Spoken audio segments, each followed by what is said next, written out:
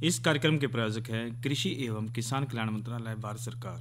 हर जोखिम से निकल कर फसल आए, सुरक्षित हो जाए।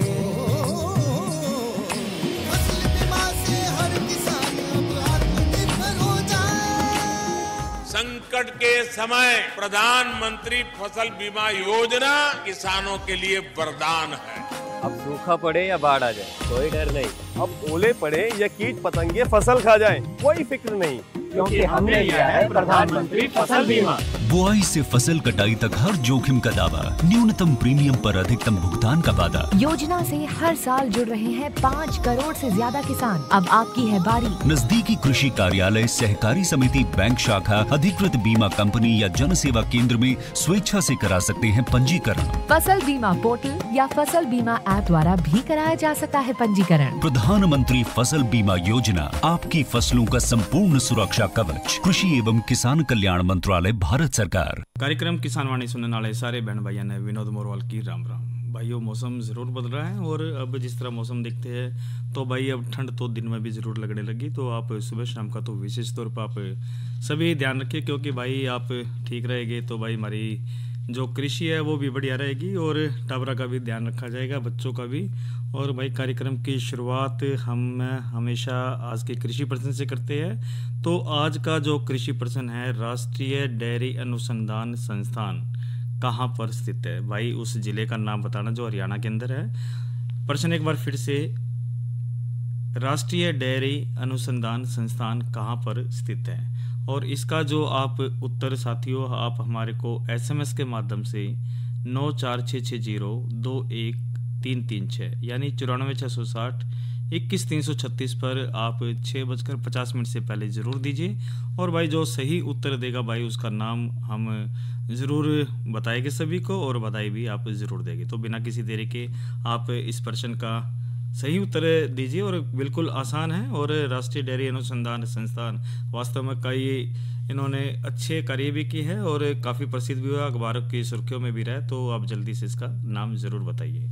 और साथियों, कार्यक्रम की में हम जो आज विषय लेकर आए, गेहूं की उन्नत किस्में बिजाई की बात करेंगे, अटल भूजल योजना के बारे में भी आपको बताएंगे, और नई फसल नई उमंग में हम जो आज विषय लेकर आए हैं तिलहनी फसल राय की देखभाल करेंगे। और भाई मनोरंजन तो ज़रूर होता है, और हमारी कोशिश ये भी रहती है साथियों की जो विशेषज्ञ है उनसे भी बातचीत करें, और प्रगतिशील किसान बहन भाई जो आप हो, आपकी भी बातचीत हम ज़रूर कई बार खेतों में जाके बातचीत करते हैं। ऐसी हमने एक बातचीत भी ज़रूर करी है जो भाई सर्दकालीन गन्ने की फसल में अंत फसलीकरण विषय पर बातचीत करी है।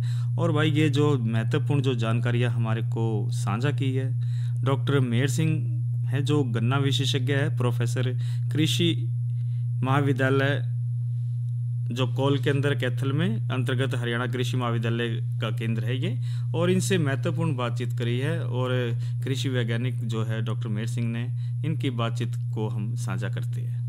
वरिष्ठ वैज्ञानिक गन्ना विशेषज्ञ है, कृषि महाविद्यालय कोल कैथल में प्रोफेसर है जो हरियाणा कृषि महाविद्यालय के अंतर्गत आता है। तो डॉक्टर साहब, सबसे पहले कार्यक्रम में आपका स्वागत है।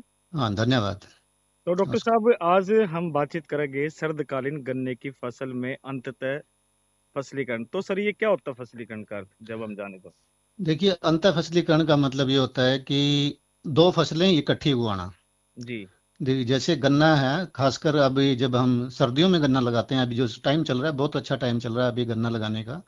और उसके साथ अंतर फसलें, जो भी फसलें इस टाइम लग रही हैं, चाहे आपका गेहूं का टाइम भी हो गया है, चना, सरसों, मटर, मसरी और आलू, लहसुन, ये सारे के सारे इनके साथ बिना गन्ने की फसल पे कोई दुष्प्रभाव नहीं पड़ेगा।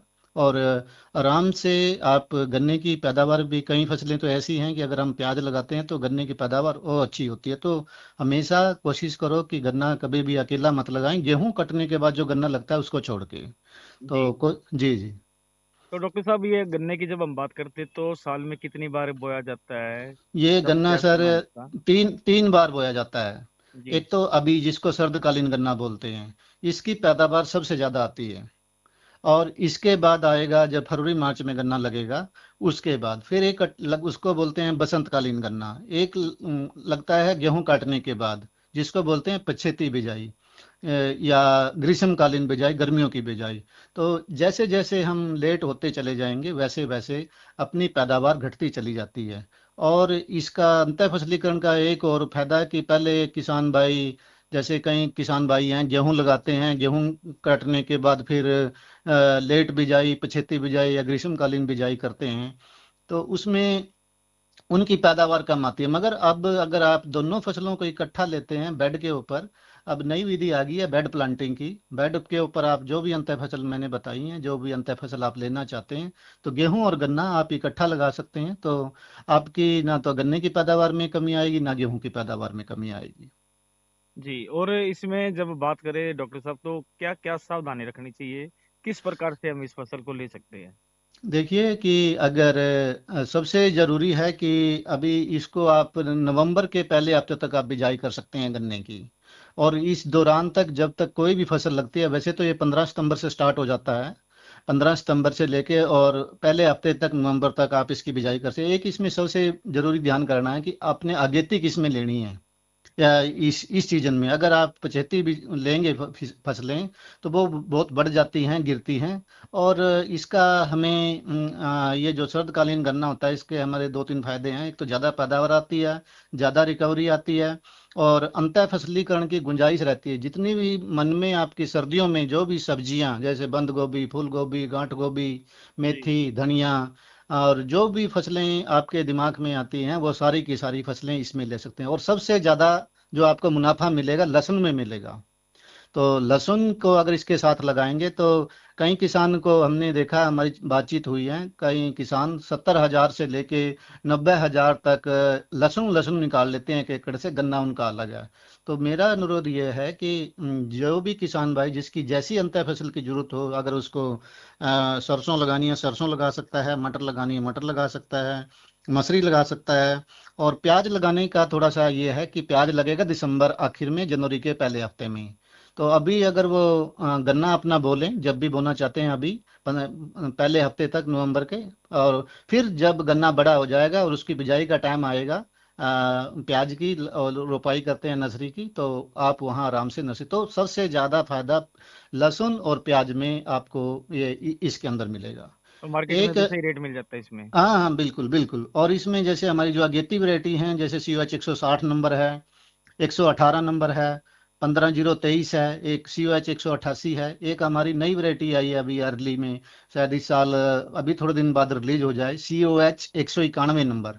जी। तो ये भी अगेती में है। और भी लखनऊ संस्थान है हमारा, इधर लखनऊ में, तो वहाँ पर गन्ना संस्थान है, तो 16-202 उनकी भी एक वैरायटी है। तो ये सारी अगेती वैरायटी है, तो इसमें ध्यान करना है।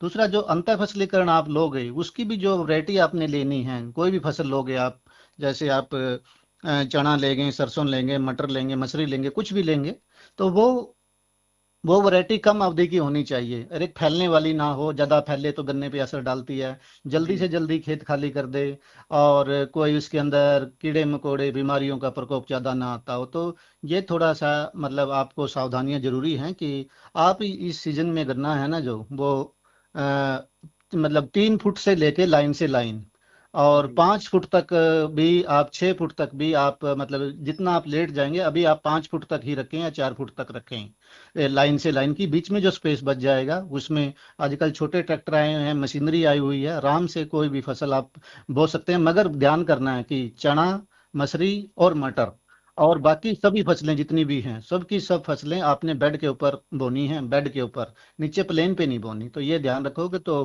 बेड पे अच्छी पैदावार इनकी, इन फसलों की आएगी। और डॉक्टर साहब, ये जब खरपतवार की प्रबंधन की बात करें तो इसमें क्या सावधानी रखनी चाहिए? हाँ, इसमें ये बिल्कुल किसान भाइयों को इसका स्पेशल ध्यान रखना पड़ेगा, क्योंकि जो भी हम कई बार आपको जनरल दवाइयाँ बताते हैं कि अट्राजीन है, या कोई अथॉरिटी है, नेक्सटी है, सल्फेंट्राजोन, क्लोमाजोन, या एक दवाई है सेम्प्रा, हेलोसल्फ्यूरान मिथाइल, ये सारी की सारी दवाइयाँ अकेले गन्ने के लिए हैं। कभी भी जब आपने अंतः फसल लगाई है तो ये दवाइयाँ मत डालें। अगर आपने अंतः फसलीकरण साथ में किया है तो केवल एक ही दवाई आपने डालनी है, कि दोनों फसलों की बिजाई करने के बाद, तो आपने बिजाई के तुरंत बाद एक पेंडिमेथिलिन, जिसको हम पीली दवाई बोलते हैं, और स्टॉम्प के नाम से मार्केट में मिलती है, और भी कई नाम हैं। तो उसको 1 लीटर 1 एकड़ के हिसाब से आपने स्प्रे कर देना है जमीन के ऊपर शाम के समय, ताकि शाम रात को जो थोड़ी सी नमी मिलेगी उसमें वो अच्छा काम करे। सुबह या दोपहर को इस दवाई का स्प्रे ना करें, और एक दोबारा दवाई इस खेत के अंदर ज़्यादा ना घूमें, क्योंकि इससे फिर परत टूट जाती है। तो एक बार स्प्रे करके साइड में निकल जाएं, बार बार खेत के अंदर ना घूमें। तो ये मेरा किसान भाइयों से स्पेशल अनुरोध है कि जब भी आप अंतर फसल में कोई भी दवाई डालें, वरना क्या कुछ दवाइयां हैं अंतर फसल को मार देंगी, कुछ दवाइयां गन्ने को मार देंगी। तो हमेशा जो भी हमारे विशेषज्ञ हैं उनसे बातचीत करके तभी ही अंतर फसलीकरण में कोई दवाई डालें। अदरवाइज ये डाल के जो मैंने बताई है स्टॉम्प, और या फिर उसके बाद कोई आपने गुड़ाई करनी है, खुदी करनी है, कुछ भी करना है। एक तो जब भी आप अंतर फसल कर देते हैं तो खरपतवार को निकलने का कहीं जगह ही नहीं मिलती, तो खरपतवार वैसे ही कम हो जाते हैं। तो अंतर फसलीकरण का ये एक और मतलब हमारे को काफी फायदा है। जी, तो डॉक्टर साहब आपने महत्वपूर्ण जानकारी दी। अंत में हम यही चाहेंगे, कुछ हमारे प्रगतिशील किसान बहन भाइयों के लिए कुछ सलाह, आपका क्या मैसेज रहेगा? मैसेज यही रहेगा कि एक तो जितना जल्दी हो कि आप पहले हफ्ते की वो ना वेट करें कि नवंबर में ही करना। अगर आपके खेत खाली हैं तो जितना जल्दी हो सके उसकी बिजाई कंप्लीट करें। और जो वैरायटी हैं, जो अगेती वैरायटी बोनी है, अभी आगे कोई भी पछेती वैरायटी ना बोएं। और ये जो खरपतवार का स्पेशल ध्यान रखना किसान भाइयों ने कि बिजाई के तुरंत बाद, दोनों फसलों की बिजाई करने के बाद आप पेंडिमेथलिन दवाई का स्प्रे करें, तो कि कोई आगे भविष्य में कोई आगे आपका जब आपकी ये फसल कट जाएगी तो उसके बाद कोई दिक्कत नहीं है। कोई भी खरपतवार नाशी जो गन्ने के लिए हम बाद में डाल सकते हैं, बाद में कोई दिक्कत नहीं है। तो कार्यक्रम में आप जुड़े, आपने महत्वपूर्ण जानकारी दी, आपका बहुत बहुत धन्यवाद। धन्यवाद। तो साथियों, ये बातचीत आपको करवाई शरदकालीन गन्ने की फसल में अंत फसलीकरण की भाई डॉक्टर मेहर सिंह, जो भाई कृषि वैज्ञानिक है, बहुत महत्वपूर्ण इन्होंने जानकारी दी। और भाई खास बात ये भी आप ध्यान रखें भाई, जब अन्य जितना जिस प्रकार से दवाई बताई भाई, जब आप अंतर फसलीकरण करते तो जो प्रचलित में है, कई बार हम भाई उसको अकेले में जो डालते हैं वो भी कई बार डाल देते हैं। तो पीड़ित दवाई इसका जो आप ज़रूर ध्यान रखें। तो भाई ये जो बातचीत हमने आपको ज़रूर सुनाई, और चर्चा एक ज़रूर कर लेते हैं भाई गेहूं की उन्नत किस्मों व बिजाई के बारे में। क्योंकि देखिए, जो रबी मौसम की जो मुख्य फसलें में गेहूं हैं, और इसके उत्पादन में भाई प्रदेश व देश की भाई आत्मनिर्भर बनाने की में जो हरियाणा की जब हम बात करते हो भाई, इसका अहम योगदान है। और कम उपजाऊ, कम सिंचित दशा व बरानी क्षेत्रों की बात करें तो भाई C306 है, WH 1025 है, WH 1080 है। तो ये भाई फसलें हैं, ये जो किस्में हैं भाई, इसमें जिस तरह C306 की बात करते हैं तो भैया जो देसी लंबी से यानी कि 125 से 135 सेंटीमीटर की या बढ़ने वाली से, और अगेती बिजाई के लिए भाई यह सबसे बढ़िया है। और इसके जो दाने की बात करें तो मध्यम आकार के, सख्त शरबती व चमकीले होते हैं। किस्म के शुरू की बात करें तो बड़ वर्ग में जो फैलते हैं, फुटाव भी बहुत बढ़िया रहता है। इसी तरह भाई WH 1025 की बात करें तो भैया की जो किस्म है अगेती बिजाई के लिए भाई बढ़िया है। फुटाव की भाई ठीक रहता है, ऊंचाई लगभग 100 सेंटीमीटर, और इसकी पत्तियां गहरे हरे रंग की होती है और तना सख्त होता है। WH 1080 की भी बात करें तो भाई किस्मों में तो भाई बरानी क्षेत्रों में कम ऊंचाई वाले जो कम क्षेत्रों के लिए बढ़िया है, और इसकी औसत लंबाई भाई 86 सेंटीमीटर है, और तना इसमें सख्त है और यह गिरती नहीं है। इसी तरह साथियों, जो मध्यम उपजाऊ व कम सिंचित की जब हम बात करें तो देखो, कई बार किसानों के पास भाई सिंचाई व खाद की समुचित व्यवस्था नहीं होती। तो इसी व्यवस्था में भाई गेहूं की अधिक पैदावार लेने के लिए भाई जो किस्में हमने जिस तरह बताई थी ये आप ले सकते हो। और WH 1142 की हम बात करें तो भैया जो किस्म कम बिजाई व कम खाद वाली स्थितियों के अनुकूल है, किस्म गिरती नहीं है और सूखा सह सकती है। इसी तरह भाई WH 147 की बात करें तो यह एक बोनी किस्म से जो शुरू में तेजी से बढ़ती है और इसमें फुटाव अधिक होता है। इसकी पत्तियां चौड़ी व हल्के रंग की होती हैं। और भाई WH 1105 की बात करें तो गेहूं की भाई नई किस्म से WH 1105 भाई जो हरियाणा चौधरी हरियाणा चरण सिंह कृषि हरियाणा कृषि विश्वविद्यालय व गेहूं में जो अनुभाग अनुवांशिक व पौध प्रजनन विभाग द्वारा वर्ष 2012 में भाई विकसित की गई थी। और HD 2967 की बात करें यानी कि 2967 की बात करते हैं तो भाई यह एक बोनी है किस्म से जो भाई 98 सेंटीमीटर की रहती इसमें और 143 दिनों में पक जाती है और पौष्टिक गुणवत्ता वो अच्छी से। HD 3086 की भी बात करें, 3086 की जब हम बोल देते हैं तो यह एक बोनी किस्म से 93 सेंटीमीटर की ऊंचाई इसमें किस्म रहती है, जो 143 दिनों में पक जाती है। और DBW88 भाई यह जो बोनी किस्म से यानी कि 97 सेंटीमीटर तक इसकी ये किस्म से जो 143 दिनों में पक जाती है। WH542 की बात करें, यह भी भाई बोनी किस्म से है जो अधिक पैदावार देती है। इसका पौध सख्त और तना मजबूत व गिरता नहीं है।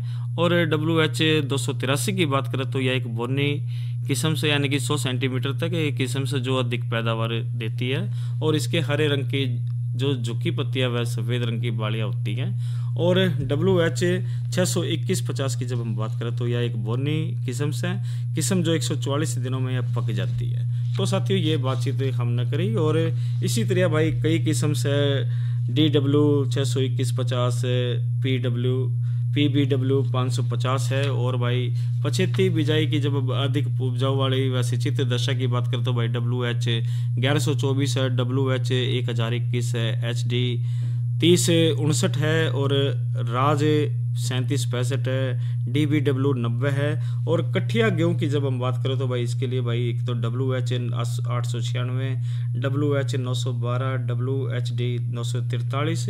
और भाई खेत के तो चुनाव की जब हम बात करें तो भाई शुद्ध बीज तैयार करने के लिए एक ऐसा खेत चुनना चाहिए जिसकी जमीन उपजाऊ हो और जड़ सिंचाई की समुचित व्यवस्था हो और उस खेत में दूसरी फसलों के पौधे व खरपतवार नहीं होने चाहिए।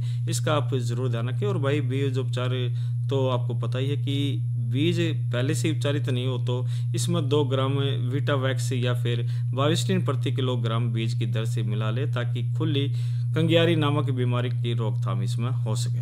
तो भाई ये बातचीत हमने करी ताकि हम महत्वपूर्ण उन्नत किस्में व बीज उत्पादन से कृषि को आगे बढ़ा सके। तो साथियों ये तो बातचीत करी थी। और एक अन्य विषय भी जरूर ले लेते साथियों, और ये है अटल भूजल योजना। क्योंकि जब अटल भूजल योजना की बात करते एक समुदाय आधारित सहभागी योजना से जिसका उद्देश्य देश में भूजल प्रबंधन में सुधार करना है, विशेष रूप से भाई भूजल की कमी वाले क्षेत्रों में। और यह 7 राज्यों के साथ 80 जिलों में लागू है।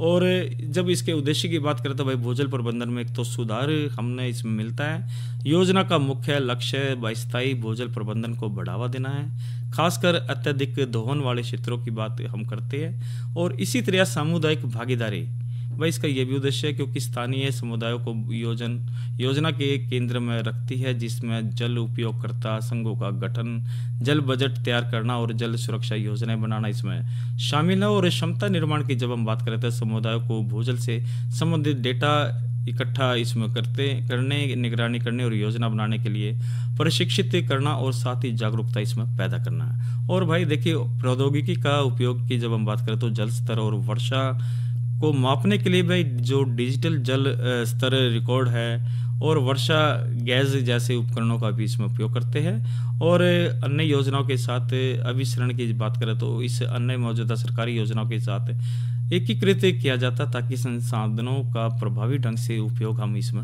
कर सकें। और भाई देखिए जो बातचीत लाभ की बात करते हैं तो देखो जल संरक्षण इसमें मिलता है क्योंकि जल संरक्षण और भूजल पुनर्भ्रमण के लिए भाई चेक डैम, तालाब और रिचार्ज सॉफ्ट जैसी संरचनाओं का इसमें निर्माण होता है। और ये भी एक लाभ से भाई सिंचाई दक्षता, ड्रिप, स्प्रिंकलर सिंचाई और मल्चिंग जैसी कुशल जल उपयोग प्रणालियों को इसमें बढ़ावा दिया जाता है। और डेटा और पारदर्शिता तो भाई इसमें है ही क्योंकि देखो जो भूजल डेटा को माप कर सार्वजनिक किया जाता है और अटल जल पोर्टल पर उपलब्ध कराया जाता है जिससे पारदर्शिता इसमें सुनिश्चित होती है। देखो और भाई जो योजनाएं होती है ये भाई देखो एक मेन उद्देश्य ये है कि भाई कोई भी व्यक्ति हो वो आर्थिक तौर पर कमजोर ना रहे यानी कि मजबूत रहे। तो सरकार, केंद्र सरकार हो, राज्य सरकार हो, हमेशा यही प्रयास रहता है भाई हमारा जो प्रगतिशील किसान बहन भाई है वे आर्थिक तौर पर मजबूत रहे और हमेशा भाई खुश रहे, मस्त रहे। तो ये बातचीत हमने करी अटल भूजल योजना की।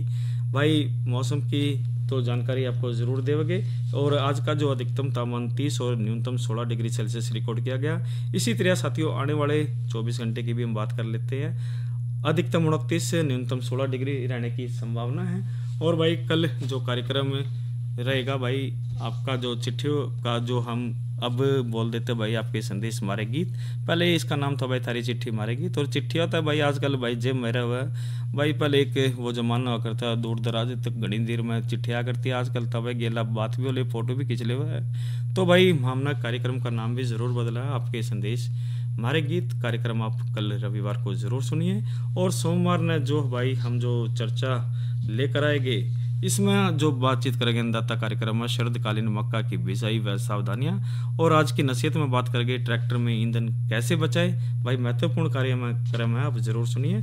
और भाई घनी देर हो गई है, प्रगतिशील किसान बहन भाई मनोरंजन का जरूर इंतजार कर रहे हैं, रागनी हम जरूर ले लेते हैं। और बड़े बड़े नर घमंड में ये बात सुन लेते हैं भाई, कृष्ण शर्मा और उमेश सिंह साथियों द्वारा भाई ये गाया हुआ है। और इसके बाद बातचीत आगे जारी रहेगी। और भाई कार्यक्रम की शुरुआत में हमने पूछा था राष्ट्रीय डेयरी अनुसंधान संस्थान कहाँ पर स्थित है, इसका भी आप उत्तर जल्दी से 9466021336 पर आप जरूर दीजिए। तो सुनते हैं ये रागनी।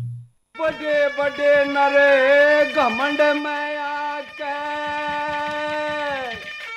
घटा जगत में मान गए, करी कराई खोगे सारी जब तक नहीं निशान गए। बड़े बड़े नरे घमंड में आके घटा जगत में मान गए, करी कराई खोगे सारी इब तक नहीं निशान गए।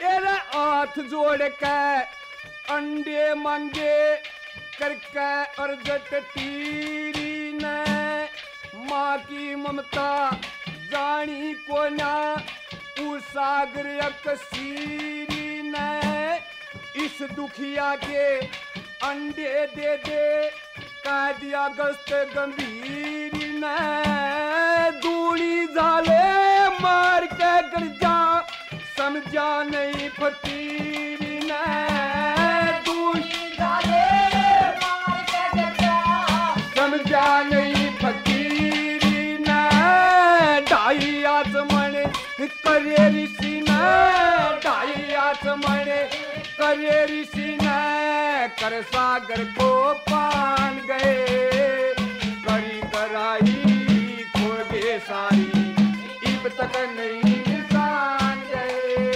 बड़े बड़े नरे घमंड में आके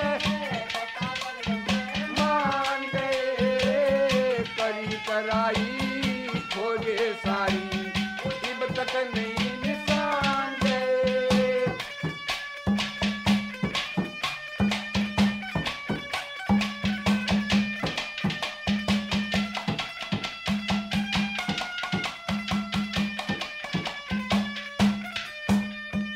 तेरे लंका में लंग के सबूपन ओ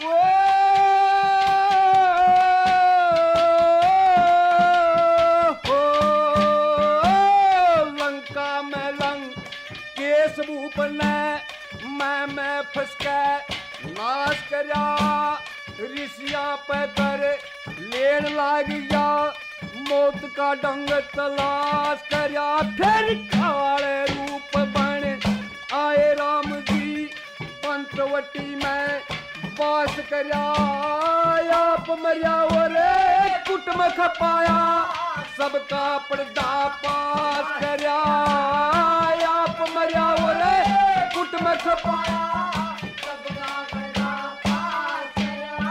विनाश काल हो विपरीत बुद्धि, विनाश काल हो विपरीत बुद्धि, बन देवता शैतान गए, करी कराई खोगे सारी इब तक नहीं निशान गए। बड़े बड़े नरे घमंड में आके घाटा जगत में मान गए, करी कराई खोगे सारी इब तक नहीं निशान गए। तो साथियों ये तो आपको रागनी सुनाई हमने, और बातचीत हम शुरू में जो हमने करी थी भाई, आज का कृषि प्रश्न था, राष्ट्रीय डेयरी अनुसंधान कहाँ पर स्थित है भाई। इसका जो सही उत्तर है भाई करनाल है। और करनाल की जब हम बात करते हैं तो साथियों इसका जो सही उत्तर है भाई जरूर लेते हैं भाई। इसका गांव नांगड़ से है इंदिराज और पर्थ, इन्होंने सही उत्तर दिया है। इसी तरह साथियों एक और सही उत्तर आया भाई, ये है गुरमीत कौर, जिला करनाल से ही है। और इसके साथ साथ एक और भाई सही उत्तर यह आया भाई, गांव जुगड़ी यमुनानगर से रणधीर सिंह बांगड़ में जो देवी और परिवार के सभी सदस्य। और एक और सही उत्तर है भाई, ये रोहतक से मस्तनाथ नगर से आया है प्रोफेसर जय सिंह खनगवाल, इन्होंने भी सही उत्तर करनाल का दिया। तो आपको बहुत बहुत बधाई, और एक उम्मीद करते साथियों आप ऐसे ही इसमें भाग लेकर ज्ञान को आगे बढ़ाएं, और ये जो जानकारी होती है ये भी बहुत ज़रूरी होती है। और साथियों बात हम ज़रूर करें नई फसल नई उमंग में बीज तिलहनी फसल राय की देखभाल की। साथियों इसमें देखिए आप, जो राया हरियाणा प्रदेश के दक्षिण पश्चिम क्षेत्रों में रबी मौसम की प्रमुख तिलहनी फसल है। आप बिजाई का ज़रूर ध्यान रखिए, क्योंकि पैदावार के लिए भाई किसानों को की जब हम बात करते तो भाई पूरा ध्यान रखना पड़ता है।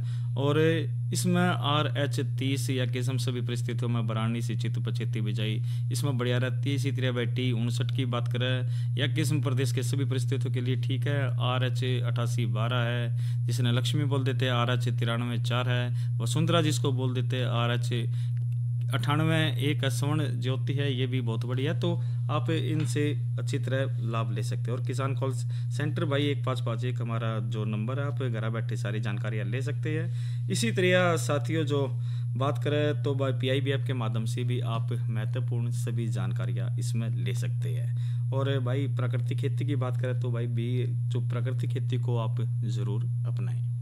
अरे अरे अरे क्या कर रहा है? इधर इधर इधर हम बोल रहे हैं तेरे बीजू का। उतला बोल रहा है? पक्षियों से तो हम खेत को बचा लेते हैं, पर इन घातक रसायनों से कैसे बचाएं? मतलब? देख बेटा, तू जो ये अंधाधुंध रसायन मिलाता है ना, मिट्टी की सेहत बिगड़ने लगी है। और जब माटी ही कमजोर पड़ जाएगी तो उपज कैसे सेहतमंद होगी? अरे पहले ऐसा नहीं था, पूछना अपने बड़े बुजुर्गों से, कैसे फसल लहलहाती थी, शुद्धता झलकती थी। हाँ, माटी भी तंदुरुस्त और लोग भी। अरे अब पहली वाली बात कहाँ? पर अब तो सभी डाले हैं। सब नहीं, आज भी लाखों जागरूक किसान परंपरागत विधि से फसल उगा रहे हैं। खर्चा कम और उपज की कीमत भी बेहतर पा रहे हैं। सच है? रे बेटे एक्सपीरियंस से बता रहे हैं, धूप में बाल सफेद नहीं किए हैं। हाँ। ठीक है भाई, मैं भी आज से जैविक खेती शुरू करूंगा। माटी से प्रेम की परंपरा है परंपरागत खेती। तो साथियों आज के कार्यक्रम में इतना ही। अपने साथी विनोद मोरवाल को दीजिए इजाजत। अच्छा बहनों और भाइयों, राम राम।